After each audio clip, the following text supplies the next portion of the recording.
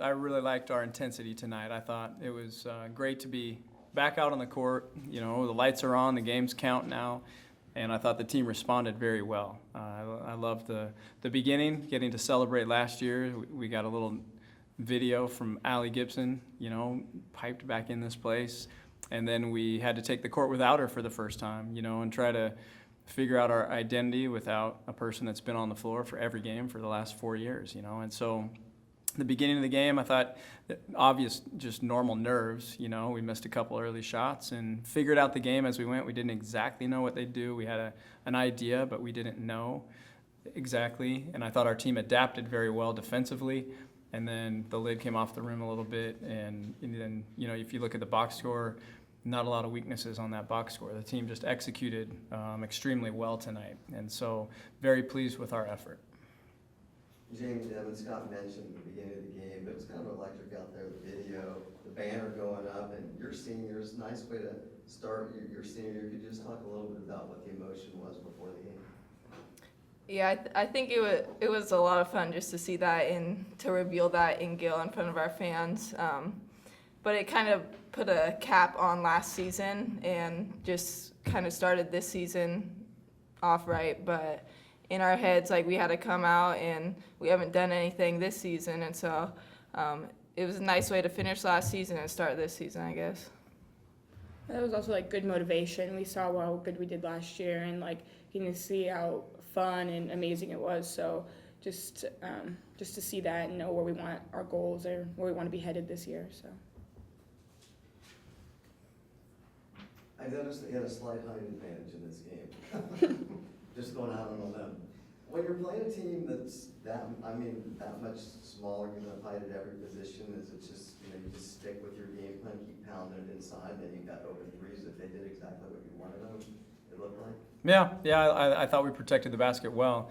You know, and when there's a opportunity, I mean, when you have a team that's smaller, typically they're quicker, and we had some speed disadvantages in certain positions, and because of that, that can cause you issues if you don't adjust. You know, in some situations we had to gap them a little further than normal, you know, to make sure they stayed in front of us. And then what you end up giving up is a three over the top in certain matchups, you know. And they did hit a few. They were 6 of 28, you know. But I thought for the most part we made very few mistakes on the defensive end.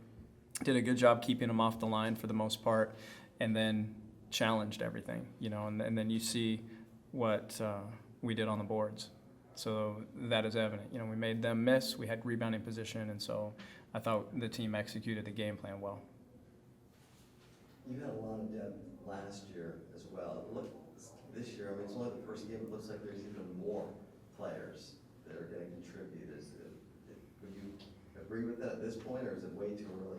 Well, I think everybody's a year older. You know, we've had another off season to prepare, to grow physically, to continue to fine-tune, you know, the mental aspects of the game, and then all the experiences that this group, you know, experienced a year ago. Just, I mean, you can't do anything but improve, really, if you have, you know, if you're good people and you care and you have high levels of integrity and you try hard, and that's what this group is, you know. So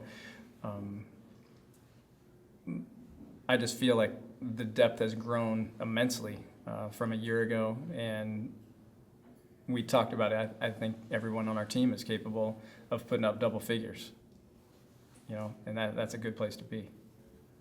Jamie, did things just kind of come to you? Did you want to kind of go out there offensively and maybe set a tone for the season? I felt like they just came to me, but at the same time, like, I always enter the game with the same mindset, hit open shots when it's there, and start things off. It was a good way to start off. Kind of fun to get a layup and then get a rebound from Rueck to you, and then maybe hit a three and just kind of do some different things and not settle for one thing tonight. Oh yeah, it was coming from all angles and not just from me, from everybody, and that was just a lot of fun to play with. I have to ask about Katie McWilliams. She went in, and I think 30 seconds after she went in the game, she hit that three from the left wing. Didn't shoot that much, but it looked like her floor game was pretty solid all the way around. Yeah. Katie has, you know, I mean, a complete skill set. You know, she has the ability to shoot it. And for us, I mean, we've been we want that kid to shoot the ball and to be aggressive. And at this level, you have to. You can't pass up open opportunities.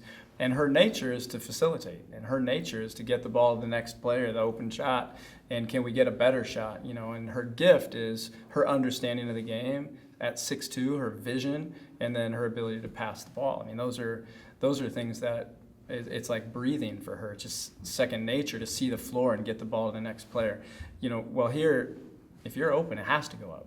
And, you know, that's been something that we've been challenging her with just yesterday in practice, actually. We stopped and talked about it because she passed up a shot. So for me, to see her the first time she touches it, bury a three and shoot the three, you know, off that transition catch, that was a beautiful thing. And it was, I think, a perfect way to kick off her career, you know. But Jen, you know, tweaked her toe, I believe, and so tonight, and we don't know the extent of that, but she didn't go back in the second half, and so Katie got a lot of reps at the one tonight and did a great job, you know, taking care of the basketball for us and getting us into our offense. And was Gabby okay? It looked like she went out with some, I don't know. Same old, you know, she has an ankle that she sometimes rolls, and it was just another, same old, and so Gabby's fine. Can you guys just talk about the expectations for the team this year? I mean, is that something that's hard to deal with, or is that where you guys want to be? Yeah. I'll address it initially.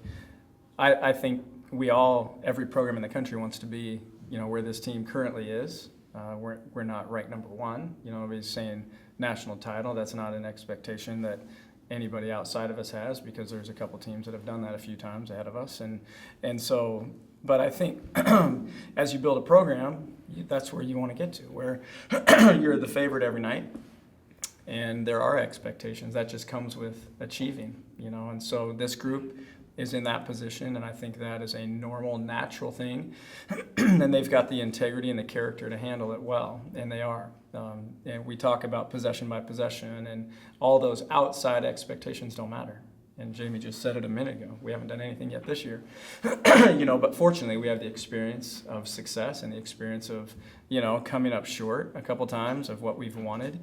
And we know exactly what it's taken to get there, and we have a vision on what it's going to take to go further, and this group is embracing that. You know, tonight you didn't see a team that looked satisfied. I saw a team that was hungry and fought like crazy for every possession and did not play to the scoreboard. They just played, and that is exactly what it takes, you know, to manage those expectations and to handle them correctly. Jamie and Deven, it's still a 40-minute game, but it felt a little different with the quarters. Does it seem different out there? I feel like that, like they have to get used to like the media timeouts. Like, you used to have so many stops, now it feels like you're out there for a lot longer. But I like it. I think the game runs more smoothly and there's more scoring and stuff. So Yeah, I agree. I love it. It just kind of splits the game up in nicely, and I love just having a fourth quarter. It's like fourth quarter is go time. So just what seemed like another change this year, illegal screen calls. Seem to be a lot of them this game. Is that going to be a point of emphasis for the referees in the Pac-12 or across the nation? Yeah, I think more and more people are using them, and it's more a staple of everyone's offense.